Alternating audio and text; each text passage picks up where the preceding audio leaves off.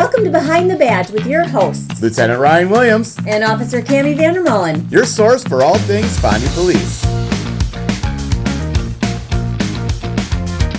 It's Behind the Badge, a weekly visit with the Fond du Lac Police Department. LT, Lieutenant Ryan Williams, in studio, along with Cammie Vandermolen, Recruitment and Retention Specialist. We also have School Resource Officer Jesse Pimental in studio. Last time I saw him was a great event for the Boys and Girls Club. Their Spell for Great Futures was my first time being able to take part in this event. I don't know if you guys are very familiar with this. I mean, it's like a spelling bee type of thing. They get adults from the community to pair up with two of the kids from the club.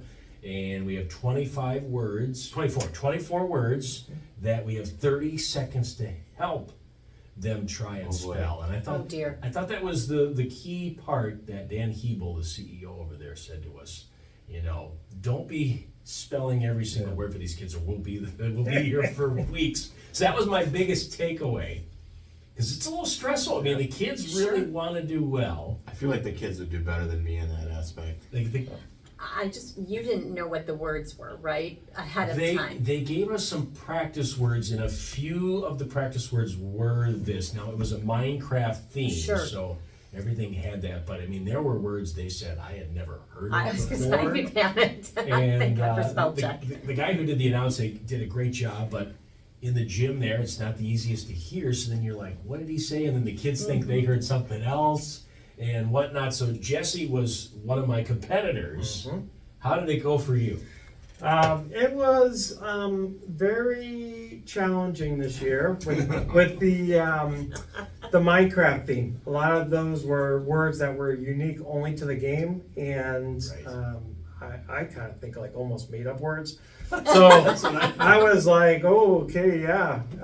But luckily, I had a couple of students that had played Minecraft before, so they knew what the words were, but not necessarily how to spell them. So spelling wise, wasn't our best year this year, but we had a lot of fun, and we got to eat a lot of popcorn from Ferris Popcorn. So. We did, yes.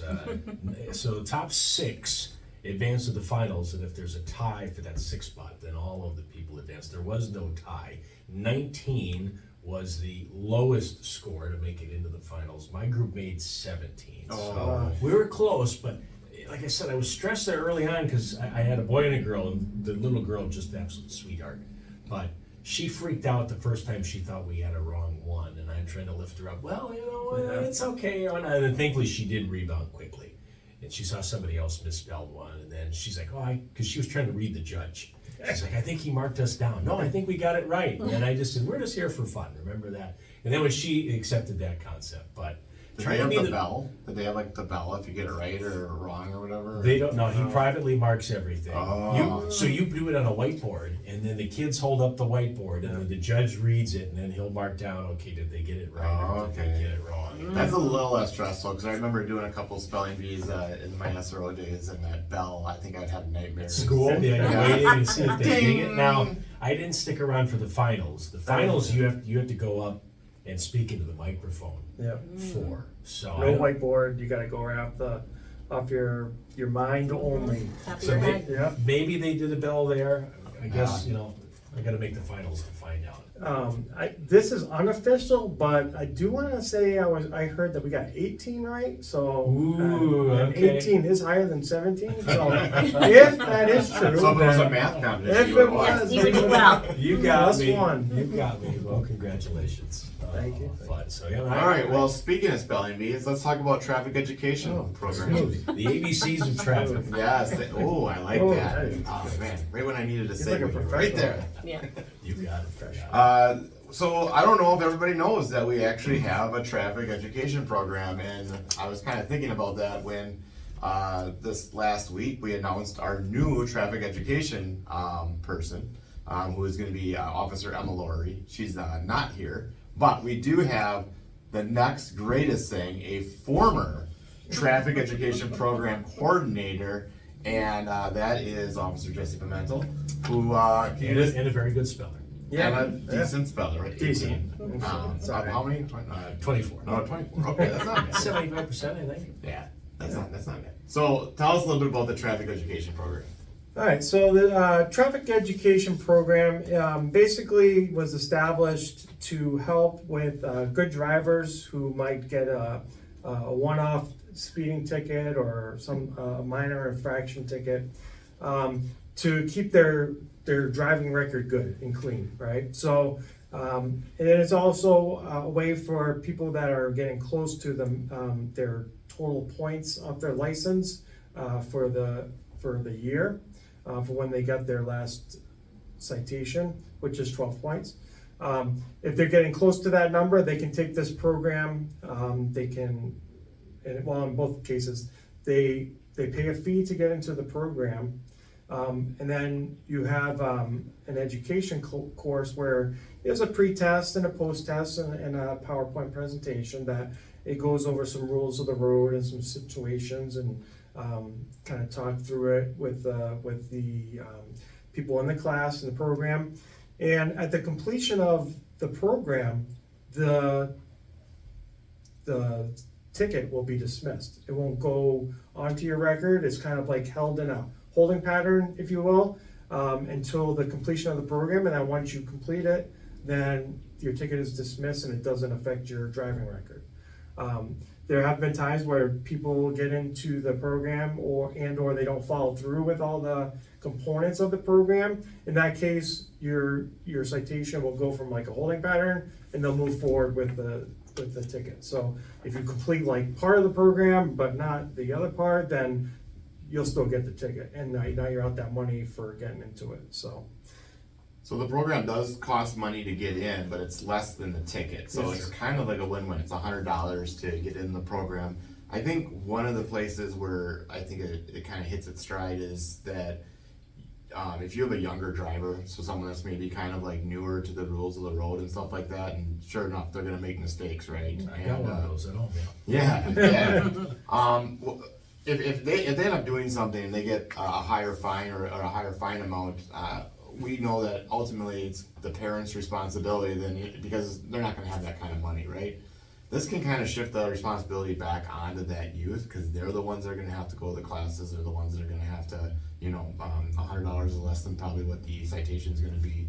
So they might be able to rectify their situation and not be punished in the long road for something they did. And so it kind of takes a little bit of the burden off the parents as far as that. And saves you on insurance too. I was gonna say, it helps too on that end and saving on the insurance, and I mean, ultimately. I'm paying enough already. Right, especially with the young driver. Ultimately though, the goal obviously is, it's the traffic education program, right? To teach them, how to be a safer driver. I mean, that's our goal is, public safety. And you guys had mentioned, right, obviously the young drivers, clean driving record, or those who are, on that borderline of having that 12. Is it a matter of them having to be proactive and get themselves into this, or is somebody reaching out to them and saying, hey, you would qualify for this? So you have 10 days to do it. Since you get the ticket, you got 10 days to do it. Officers have it, but I'm gonna be honest, as an officer, we forget to give this thing out a lot because I don't know, it's just, when I used to be a field trainer, I would give bonus points to my person I was training if they remembered to give the traffic education voucher out.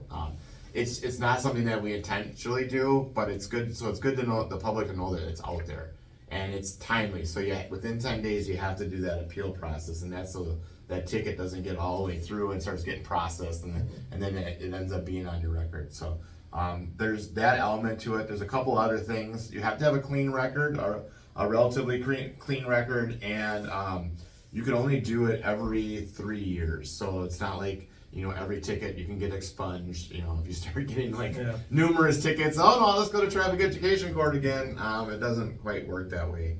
And it says, the driver may not have any prior convictions for traffic-related offenses within 1 year of the violation. So it's not like none ever, but within 1 year of the violation. At the program, is it a number of classes? How long for each of them? Typically, it's one. Well, I'm not sure if this is gonna. So when I took over the program, I took it over during COVID. We had some. Lieutenant Foster, he ended up getting promoted into the lieutenant position. So I took it over for him in the interim. And because of COVID, I ended up having to move the course to an online version. Typically, it would be in person from like 6 p.m. to 9 p.m. At the police department. It's usually just like the one night event type of thing. But with the online version, obviously, we had to do a couple of different things, and we started the pre-test a little bit early. And then I gave some time after the class for the post-test to be submitted. But it is going to be in person now at the Fond du Lac Police Department. Typically, it's a one-night thing. You do a pre-test to kind of see where people are knowledge-wise, like with where they are.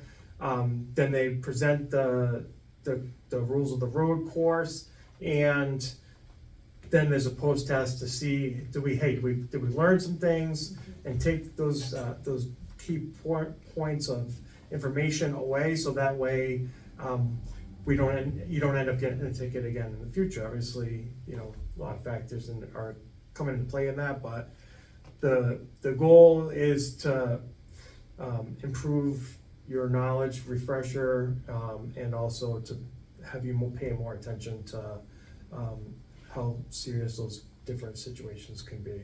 And with the new with Officer Lori taking it over, like there could be some modifications from that, but it'll be relatively, but I'm gonna guess that same type of structure. Yep, and I've always actually kind of admired the people that put in for the program, because if you think about it in comparative to somebody who gets a ticket, they pay it and they're done. On this one, the typical entry fee to get into the program is $100, and you're paying that fee. You're going to the course, you're learning information, taking 3 hours out of your night. To me, somebody that's doing those extra steps, I think has a more meaningful effect on the person and their behavior, driving or whatnot in the future, than somebody that just pays the ticket and they're done with it. So Showing a lot of responsibility. yeah, I've always admired people that do go that route. So if you do know someone that fits the criteria for that maybe just got their first driver and they don't know what to do, we do have pamphlets for this available at the Fond du Lac Police Department. I believe you can also find stuff on our webpage as far as information about it.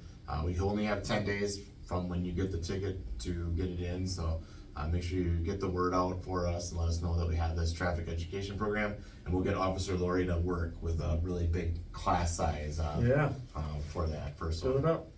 And speaking of safe driving, now that's a segue. Yes. There you go. We are in the middle of our Drive Sober or Get Pulled Over campaign, which is, I believe it's nationwide, correct? Yes.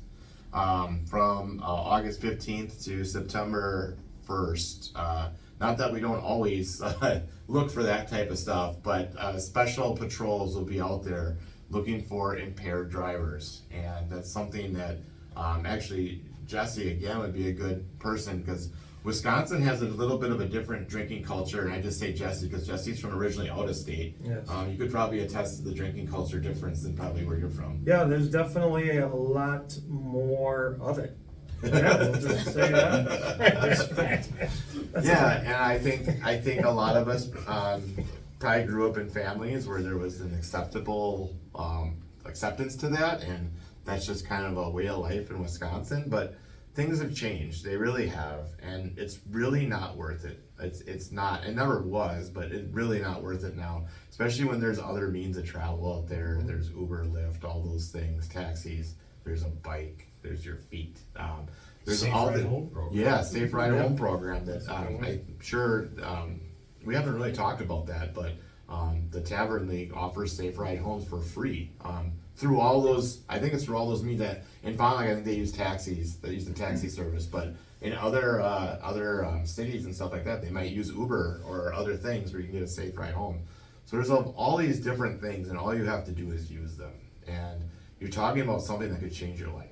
Like, and I'm not saying, oh, you know what, like a first offense, so it's a healthy ticket and all this, and you probably won't see jail time, but you'll see a suspended driver's license. But think about you hitting somebody, and that will alter your life completely, and something bad happens to that person, and you'll have to live with that regret of how all you had to do was have that one sober moment of saying, I'm gonna find a safe way home, or I'm gonna call somebody that's sober, or I'm gonna, spend $10 for an Uber and get home safely. And that's something that I think in Wisconsin we probably all need to kind of take a step outside ourselves and know that we're gonna have to do a culture shift. I think we're headed that way. I really think that drinking in a large is not as big of a thing as it has been in the past, but we have a long ways to go still, and we just want no deaths from OWI related crashes, and that's our goal, and that's why we're out there. We're out there trying to keep the roads safe. So don't give us something to enforce out there. Just be sober. Don't be buzzed. Don't be anything. Just get other people to drive and be safe out there. Yeah, if you can plan ahead, like if you know you're gonna go out and have some brewskis, have a plan before you even go out, so that way you don't have to make those tough decisions when you're not in your clear mind. So, and just for the record, that an OWI type of citation, operating while intoxicated or impaired, is not one that would be eligible for the traffic program. Right. Oh, look at that. It's like a reverse segue. Reverse segue. Nice. Full circle moment, right? Wow. Then we could end this thing with a spelling bee if we want. Oh, boy. Put you guys on the spot. Give you some- OWI. I got it. We took the easy one. Yeah. Yeah, you did. It's Behind the Badge, KFIZ today. Morning talk, city's hot. A new day, let's all start. Behind the badge, we'll stand tall through the ups and the fall. From the light, hear the call. Behind the badge, we're all